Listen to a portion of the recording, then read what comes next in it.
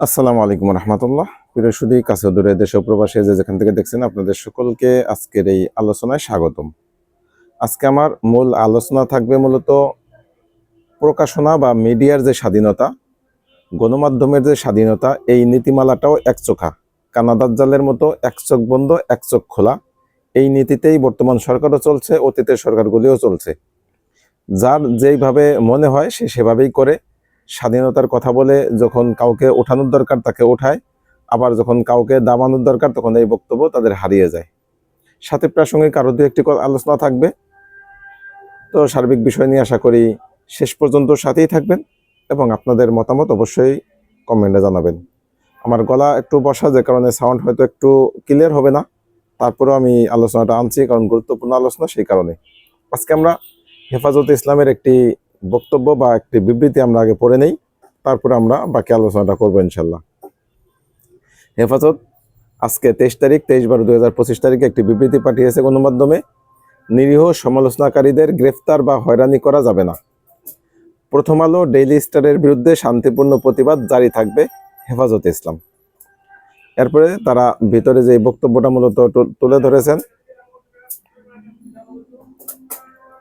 সেখানে বলা হয়েছে, মার্কিন ওয়ার ওয়ান টেরর এর সিপাহী ও ভারতপন্থী পত্রিকা হিসেবে সমালোচিত প্রথম আলো ডেইলি স্টারের হামলার অভিযোগে কোনো নিরীহ সমালোচনাকারীকে গ্রেফতার বা নির্যাতন করা যাবে না জানিয়ে করা বিবৃতি দিয়েছেন হেফাজতে ইসলাম বাংলাদেশের আমির আল্লামা মুহিবুল্লাহ বাবুনগরী ও মহাসচিব আল্লামা সাজিদুর রহমান। বিবৃতিতে তারা বলেন, আমরা আগেও বলেছি, মার্কিন ওয়ার অন টেররের সিপাহী ও ভারতপন্থী হিসেবে সমালোচিত ও নিন্দিত প্রথম আলো ডেইলি স্টারের বিরুদ্ধে প্রতিবাদের ভাষা সহিংস হওয়া আমরা সমর্থন করি না। কিন্তু পত্রিকা দুটিতে হামলা অভিযোগে কোনো নিরীহ সমালোচনাকারীকে গ্রেফতার কিংবা তুলে নেওয়া নিয়ে হয়রানি বা নির্যাতন করা যাবে না। গ্রেফতারকৃতদের মধ্যে যারা নিরীহ সমালোচনাকারী তাদের অবিলম্বে মুক্তি দিতে হবে, অন্যথায় ভারতপন্থী পত্রিকা দুটির উপর বাংলাদেশপন্থী ছাত্র জনতার ক্ষোভ বাড়বে বই কমবে না। এছাড়া প্রধান উপদেষ্টা প্রেস বিজ্ঞপ্তিতে গ্রেফতারকৃতদের মধ্যে শুধু একজনের পরিচয়ে তার প্রাক্তন শিক্ষা প্রতিষ্ঠান তথা মাদ্রাসার নাম উল্লেখ করা হয়েছে। এমন উদ্দেশ্য প্রণোদিত শয়তানির আমরা তীব্র নিন্দা জানাই। তারা আরও বলেন, ফ্যাসিস্ট আমলে আমার দেশ সম্পাদক মাহমুদুর রহমান গ্রেফতার হলে প্রথম আলো সেটির ন্যায্যতা উৎপাদনে সম্পাদকীয় ছাপিয়েছিল। 2013 সালে শাহবাগে ফ্যাসিবাদের পক্ষে দালালি করা পত্রিকাটির সম্পাদক মতিউর রহমান সম্প্রতি সোশ্যাল মিডিয়াকে চ্যালেঞ্জ বলে উল্লেখ করেছেন। সম্ভবত সোশ্যাল মিডিয়ার কারণে তার পত্রিকা 111-এর মতো গণবিরোধী ফ্রেমিং ও বয়ান প্রতিষ্ঠা করতে এমন ব্যর্থ হচ্ছে। কৌতুকের বিষয়, 26শে জুলাইয়ে ডেইলি স্টার এক কলামে আন্দোলনকারী ছাত্র জনতাকে দমনে তৎকালীন ফ্যাসিস্ট হাসিনা সরকারকে সহায়তা করতে উদ্গ্রীব সম্পাদক মাহফুজা নাম আজ কোনো জুলাই নায়কের কমরেড বনে গেছেন। হেফাজত নেতারা বলেন, নিকট অতীতে দিগন্ত টিভি বন্ধ করে শত শত সাংবাদিককে নিমিষে বেকার করে দেওয়া হয়েছিল। সংগ্রাম পত্রিকার অফিস ভাঙচুর করে প্রবীণ সম্পাদক আবুল আসাদকে লাঞ্ছিত করে গ্রেফতার করা হয়েছিল। নয় দিগন্তের অফিসে আগুন দেওয়া হয়েছিল। সে সময় সুশীল নাগরিক সমাজ প্রতিবাদে রাস্তায় নামলে আজকে তার নৈতিক প্রশ্নের মুখোমুখি হতেন না। তারা আরও বলেন, বাংলাদেশের জঙ্গি ন্যারেটিভের গডফাদার প্রথম আলো আর তার দোসর ডেইলি স্টার সেসব ন্যারেটিভ বিদেশিদের গিলিয়েছে। এভাবে পতিত ফ্যাসিস্ট হাসিনার আমলে এদের অগণিত আলেম, মাদ্রাসা ছাত্র ও ধর্মপ্রাণ তরুণকে জঙ্গিবাদের তকমা দিয়ে জেল জুলুমের সম্মতি উৎপাদন করা হয়েছিল। এর দায় পত্রিকা দুটি কখনো এড়াতে পারে না। তো এভাবে মোটামুটি বেশ বড় একটি বিবৃতি দিয়েছে, যে বিবৃতিটা যুগোপযোগী এবং খুবই এফেক্টিভ। তাদের এই বিবৃতিকে সামনে রেখে আমার মনে হয় আমাদের কর্মপরিকল্পনা সাজানো উচিত এবং কেউ আমরা উগ্রতার আশ্রয় নিব না। যারা যারা সরাসরি হামলার পিছনে দায়ী, যাদেরকে স্পষ্ট দেখা যাচ্ছে, তাদের বিরুদ্ধে যদি কোনো ব্যবস্থা নেন সেটা কেউ কথা বলবে না। কিন্তু শুধুমাত্র কথা বলার কারণে যদি কাউকে গ্রেফতার করা হয়, প্রথম আলোর বিরুদ্ধে কেউ বয়ান দিচ্ছেন বা কথা বলছেন, আলোচনা করতেছেন, শুধু এই কারণে কাউকে যদি গ্রেফতার করা হয়, সেটাও বাক স্বাধীনতা হরণ হিসেবেই গণ্য করা হবে।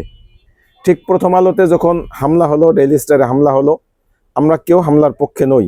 সেদিনে রাতের ভিডিও দেখতে পারেন, আমি লাইভে আহ্বান করেছিলাম যে কোনো ক্রমেই যেন এভাবে হামলা করা না হয়।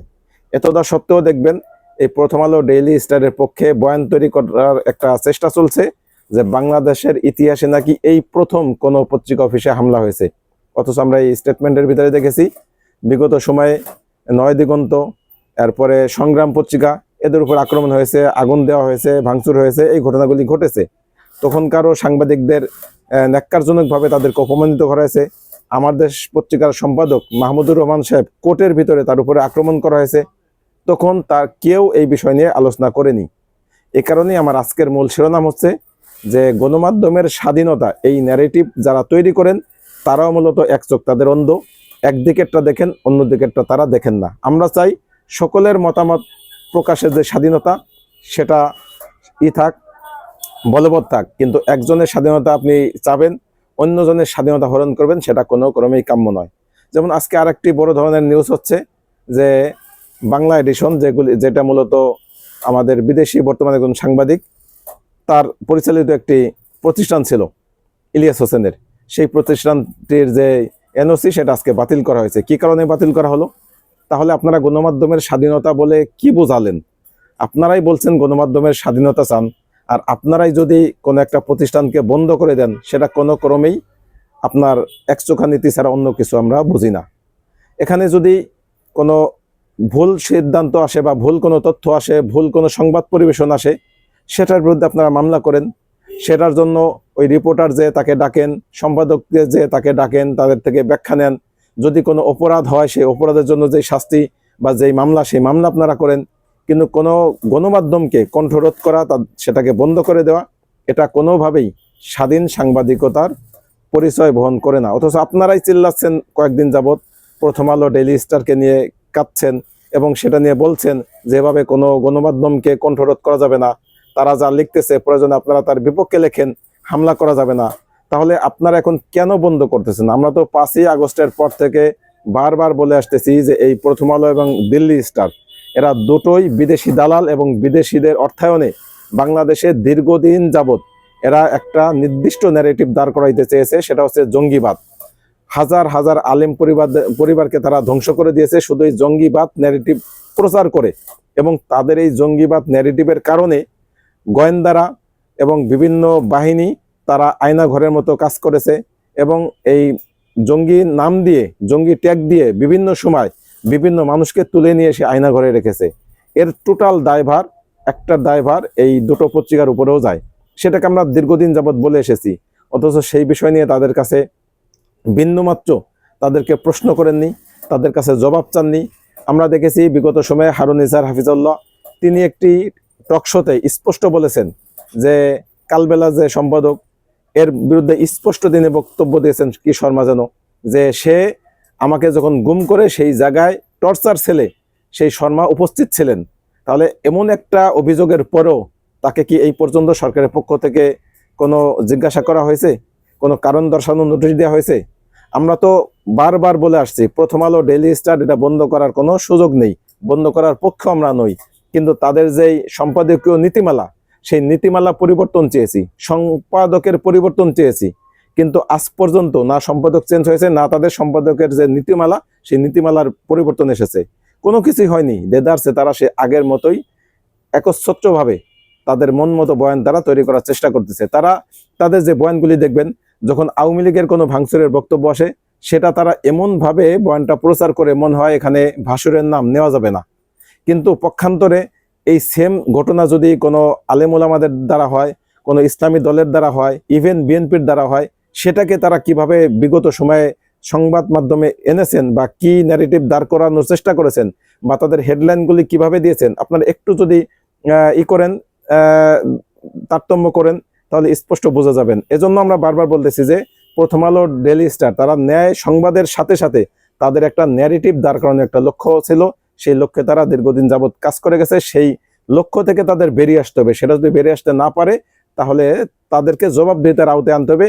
এই হাজার হাজার আলেম ওলামা, হাজার হাজার নিরীহ মানুষের জীবন ধ্বংস করার পিছনে তাদের যে দায়, সেই দায়ের জন্য তাদের ব্যাখ্যা অবশ্যই দিতে হবে। এটা ছাড়া তাদের স্বাভাবিক সংবাদ প্রকাশনা বা স্বাভাবিকভাবে সংবাদ পরিবেশন করার কোনো সুযোগ তাদের থাকা উচিত নয়। দেখবেন এই বাংলা এডিশন বন্ধ নিয়ে আজকে পিনাকি ভট্টাচার্য একটি পোস্ট করেছেন। আমি যদি পোস্টটা একটু আপনাদের সামনে শোনাইতে চাই। বাংলা এডিশনের এনওসি বাতিল করে দেওয়া হয়েছে। প্রশ্ন হইতেছে কেন? ইলিয়াসের প্রতিষ্ঠিত বাংলা এডিশন, এটাই যদি অপরাধ হয়, তাইলে তো সালমান রহমানের বেক্সিমকো বন্ধ করে দেওয়া উচিত, টিপু মুন্সির এফআরকেআর বন্ধ করে দেওয়া উচিত, আওয়ামী নেতাদের প্রতিষ্ঠিত সকল বাণিজ্যিক প্রতিষ্ঠান বন্ধ করে দেওয়া উচিত, এস আলমের সকল প্রতিষ্ঠান বন্ধ করে দেওয়া উচিত। আওয়ামী লীগের মুখপাত্র বাংলার বাণী পত্রিকার রেজিস্ট্রেশন বাতিল করে দেওয়া উচিত। তার আগে তো শেখ হাসিনার বসানো প্রেসিডেন্ট চুপ্পুকে সরিয়ে দেওয়া উচিত। যে কোনো সরকারি সিদ্ধান্তের একটা জাস্টিফিকেশন থাকতে হবে। তো কোনো জাস্টিফিকেশন দিতে পারবে ইউনূস সরকার? পারবে না। আদালতে গেলেও তো সরকারের এই সিদ্ধান্ত টিকবে না। আপনারা দেখবেন প্রথম আলো আর ডেইলি স্টারের জন্য কান্দে বুক ভাসানো কেউই বাংলা এডিশনের জন্য কিছুই বলবে না। ওই যে আমি একটু আগে বললাম যে একচোখা নীতি এদের, এই সুশীলরা এরাও কিন্তু একচোখা নীতি। একদিকে তারা দেখে, অন্যদিকেটা দেখে না। তারা বাংলা এডিশনকে তারা মনে করবে এটা সংবাদ মাধ্যমই না। আপনারা দেখবেন প্রথম আলো আর ডেইলি স্টারের জন্য কান্দে বুক ভাসানোর কেউই বাংলা এডিশনের জন্য কিছুই বলবে না। এই হইতেছে বাঙ্গুয়েলিটদের ভণ্ডামি। বাংলা এডিশন মিডিয়া হিসেবে করলোটা কি? যে এনওসি বাতিল করতে হবে। মনে রাখেন, জুলাই এখনো জিন্দা আছে। হাদির জানাজায় তার প্রমাণ। এই জুলাই এখনো বুকে অগ্নুৎপাতের সম্ভাবনা নিয়ে ধিকি ধিকি জ্বলতেছে। আপনারাই আর একটা জুলাইয়ের আগমনকে অবশ্যম্ভাবী করে তুলতেছেন। আমি বাংলা এডিশনের খুব বেশি নিউজ দেখিনি, হয়তো দু একটি নিউজ চোখে পড়েছে। আমার বক্তব্য হচ্ছে, তারা যদি কোনো ভুল করে, সেই ভুলের জন্য তাদের জবাবদিহিতার আওতায় আনতে হবে, সতর্ক করতে হবে।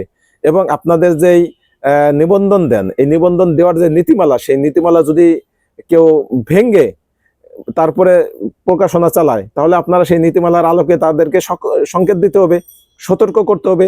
সতর্ক করার পরেও যদি তারা তাদের সেভাবেই চলতে থাকে, বারবার সেটাকে ভায়োলেট করে, তখন না হয় আপনারা সেটা বাতিল করতে পারেন। কিন্তু আগেই কি আপনারা এভাবে এনওসি কারো বাতিল করতে পারেন? আগেই তাদের নিবন্ধন বাতিল করতে পারেন?